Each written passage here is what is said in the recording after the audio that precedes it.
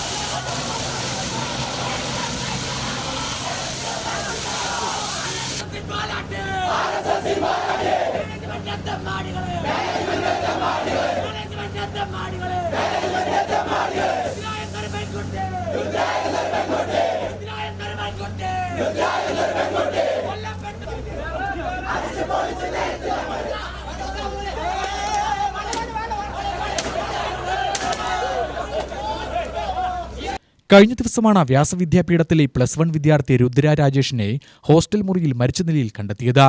രുദ്രയുടെ മരണത്തിന് പിന്നാലെ സീനിയർ വിദ്യാർത്ഥികളിൽ നിന്നും രുദ്രയ്ക്ക് റാഗിംഗ് നേരിട്ടിരുന്നതായി രക്ഷിതാക്കൾ വെളിപ്പെടുത്തിയിരുന്നു. സമരക്കാർ പിരിഞ്ഞുപോവാൻ കൂട്ടാക്കാത്തതിനെ തുടർന്ന് പോലീസ് അറസ്റ്റ് ചെയ്ത് നീക്കി.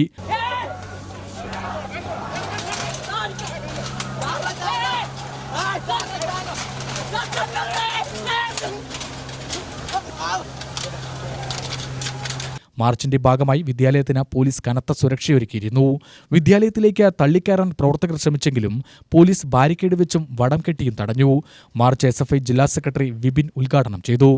വിദ്യാർത്ഥിനി ആത്മഹത്യ ചെയ്തതിന്റെ ഏതാനും മാസങ്ങൾക്ക് മുൻപാണ് ഈ സ്കൂളിൽ നിന്ന് ഏതാനും കിലോമീറ്റർ മാത്രം ദൂരമുള്ള ഇതേ വ്യാസ വിദ്യാപീഠം എന്ന് പറയുന്ന RSSന്റെ പൂർണ്ണമായിട്ടുള്ള മാനേജ്മെന്റ് ഭരിക്കുന്ന മൂത്താന്തറ സ്കൂളിനകത്ത് ബോംബ് കണ്ടെത്തിയത്. ആ ബോംബ് കണ്ടെത്തിയിട്ട് ഇത്ര ദിവസങ്ങൾക്ക് ശേഷം അതേ അടുത്തു നിൽക്കുന്ന കല്ലേക്കാട് സ്കൂളിനകത്ത് ഒരു വിദ്യാർത്ഥിനി മരണപ്പെടുന്നു.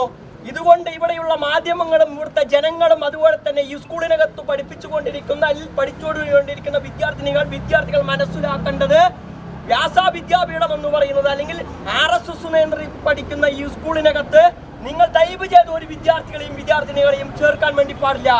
അങ്ങനെ ചേർത്താൽ ഇവിടെ ഇവർ പഠിപ്പിക്കുന്നത് ബോംബ് ഫാക്ടറി എങ്ങനെയാണ്, ബോംബ് എങ്ങനെയാണ് ഉൽപ്പാദിപ്പിക്കുന്നത്, എങ്ങനെയാണ് ഒരു വിദ്യാർത്ഥിനി മരണപ്പെട്ടത് നമ്മളെല്ലാവരും കണ്ടതാണ്.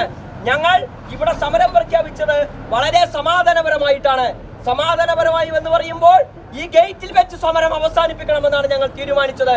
മറിച്ച് ഈ സ്കൂളിനകത്ത് ഞങ്ങൾ കയറി സമരം പ്രഖ്യാപിച്ചിട്ടുണ്ടെങ്കിൽ ഈ സ്കൂളിനകത്ത് ITC ക്യാമ്പിന് പോയി ട്രൗസർ ഇട്ട് നിൽക്കുന്ന ഒരു RSSകാരനും ബാക്കിയുണ്ടാകില്ല. എല്ലാവരും ഞങ്ങൾ അടിച്ചുപൊളിക്കുമെന്ന് പ്രഖ്യാപിക്കുകയാണ്. ജില്ലാ പ്രസിഡന്റ് അഭിഷേക് സംസാരിച്ചു. രക്ഷിതാക്കൾ നൽകിയ പരാതി അവഗണിച്ചതാണ് രുദ്രയുടെ ആത്മഹത്യക്കിടയാക്കിയതെന്ന് SFI ആരോപിച്ചു. സംഭവം നടന്ന 2 ദിവസം കഴിഞ്ഞിട്ടും സീനിയർ വിദ്യാർത്ഥികൾക്കെതിരെ നടപടിയെടുക്കാൻ സ്കൂൾ അധികൃതരോ പോലീസോ തയ്യാറാവാത്തതിൽ പ്രതിഷേധിച്ചായിരുന്നു മാർച്ച്. UTV news, Palakkad.